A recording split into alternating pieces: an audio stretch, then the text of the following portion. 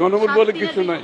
আমরা কেউ সংবিধান সংস্কার পরিষদের সদস্য হিসেবে নির্বাচিত হইনি। জুলাই স্প্রিট থেকে যদি এক চুল পরিমাণ বাংলাদেশকে বিচ্যুত করার ষড়যন্ত্র করা হয়, যেই পথ ফ্যাসিবাদকে ফিরে আসার জন্য তৈরি করবেন, সেই পথ দিয়ে আপনাদেরকে দিল্লিতে বিতাড়িত করা হবে। জুলাই বিপ্লবের আকাঙ্ক্ষা বাস্তবায়ন করতে হবে। জুলাই যোদ্ধারা আবার মাঠে নামবো, আবার মাঠে নামবো, আবার মাঠে নামবো ইনশাআল্লাহ। মনে রাখবেন, রক্ত দিয়ে যে জুলাই বিপ্লব হয়েছে, সেই বাংলাদেশে আর কোনোদিন ফ্যাসিবাদ ফিরে আসতে পারবে না ইনশাআল্লাহ। পুরনো ফ্যাসিবাদীদের সাথে সখ্যতা করে বাংলাদেশের রাজনীতিতে যদি তাদেরকে আপনারা প্রবেশ করবার সুযোগ তৈরি করে দিতে চান, যেই পথ ফ্যাসিবাদকে ফিরে আসার জন্য তৈরি করবেন, সেই পথ দিয়ে আপনাদেরকে দিল্লিতে বিতাড়িত করা হবে।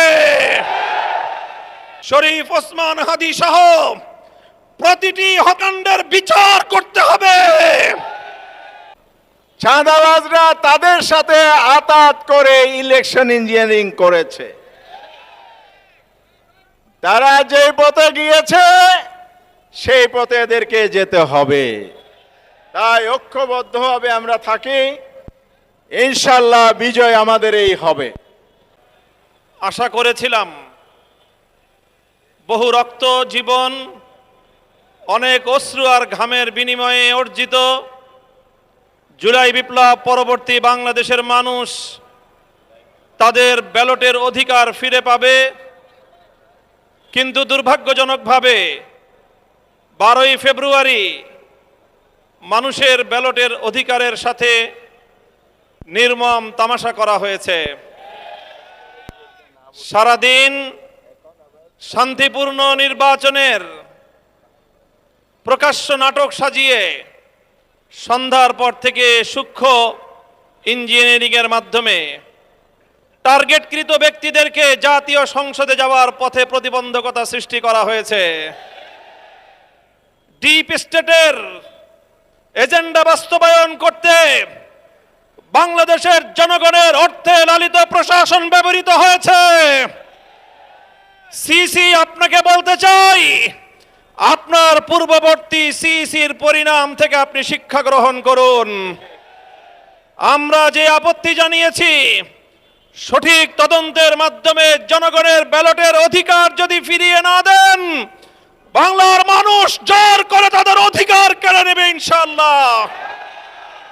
আপনাদের এই প্রহসনের প্রতিবাদ করার পর গোটা বাংলাদেশ জুড়ে আমাদের 11 দলীয় নির্বাচনী ঐক্যের নেতা কর্মী সমর্থকদের উপর যেই পৈশাচিকতা চালানো হচ্ছে, আমাদের বোনদেরকে ধর্ষণ করা হয়েছে, আমাদের মা বোনদের শ্লীলতাহানি শুধু নয়, তাদেরকে শারীরিকভাবে লাঞ্ছিত করা হয়েছে, আমাদের বাড়িঘরে অগ্নিসংযোগ করে বাংলাদেশে আবার নতুন করে ফ্যাসিবাদ ফিরিয়ে আনবার পায়তারা চালানো হচ্ছে।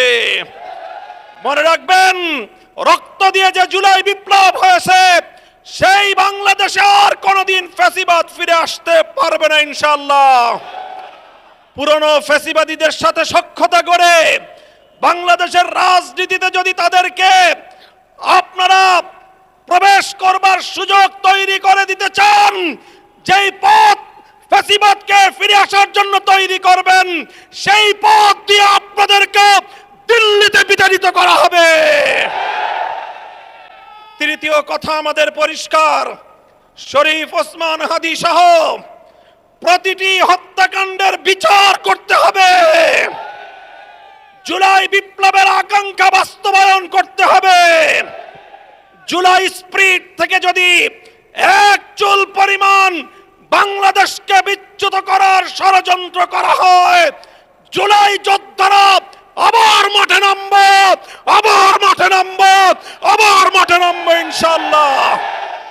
সকলকে ঐক্য এবং সংহত মজবুত করার, আগামী দিনে দেশের মানুষের ভাত এবং ভোটের ন্যায্য অধিকার বাস্তবায়নের লক্ষ্যে চলমান এই সংগ্রামকে মজবুত এবং সংহত রাখার উদাত্ত আহ্বান জানাই। নাসরুম মিনাল্লাহি ওয়া ফাতহুন করিব। বাংলাদেশ জাতীয়তাবাদী দলের কোনো পর্যায়ে তাদের নেতাকর্মীদের দ্বারা শুধু 11 দলীয় জোটের সমর্থক নেতাকর্মী ভোটার নন, সাধারণ মানুষদেরকেও নির্যাতন করা হচ্ছে, নিপীড়ন করা হচ্ছে। বিভিন্ন জেলা উপজেলায় ইতিমধ্যে কয়েক শত মিথ্যা মামলা দিয়ে তাদেরকে আসামি করে হয়রানির মধ্যে ইতিমধ্যে ফেলে দেওয়া হয়েছে। আমরা যে পুরাতন ফ্যাসিস্ট এবং জালিমকে একসাথে কাঁধে কাঁধ মিলে এই রাজপথে লড়াই সংগ্রামের মধ্য দিয়ে বিদায় করেছিলাম, আমরা লক্ষ্য করছি 2026-এর ত্রয়োদশ জাতীয় সংসদ নির্বাচন পরবর্তী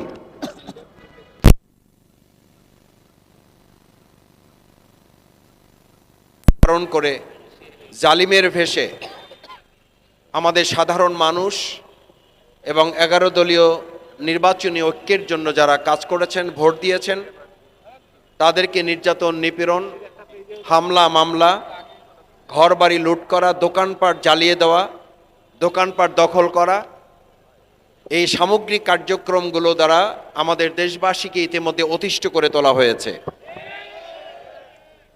এটা অত্যন্ত ন্যাক্কারজনক এবং আমাদের জন্য দুর্ভাগ্যের যে আশা নিয়ে আমরা একটা জাতীয় সংসদ এবং গণভোটের মতো নির্বাচন অনুষ্ঠিত হয়েছে।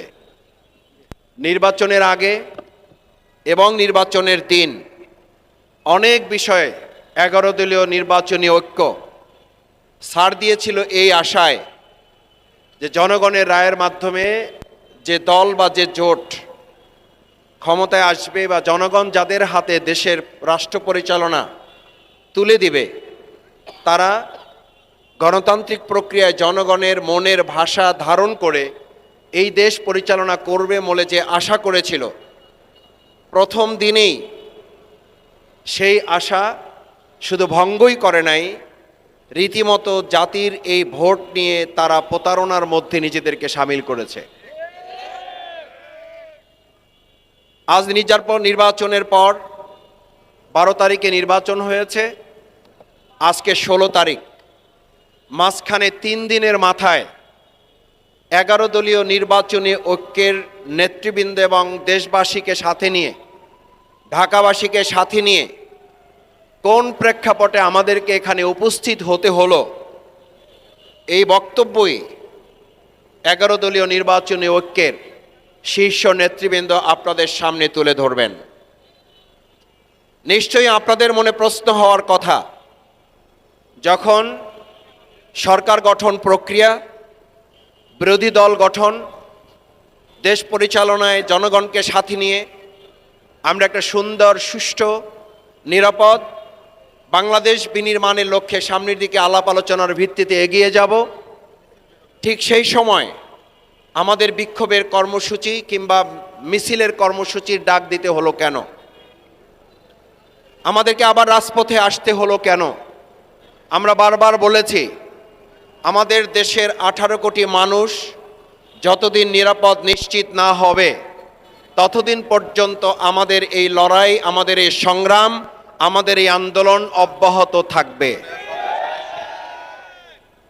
আমরা একটা কথা পরিষ্কার বলতে চাই, আজকের এই 11 দলীয় নির্বাচনী ঐক্যের এই বিক্ষোভ সমাবেশ আর কিছুক্ষণের মধ্যেই শুরু হবে।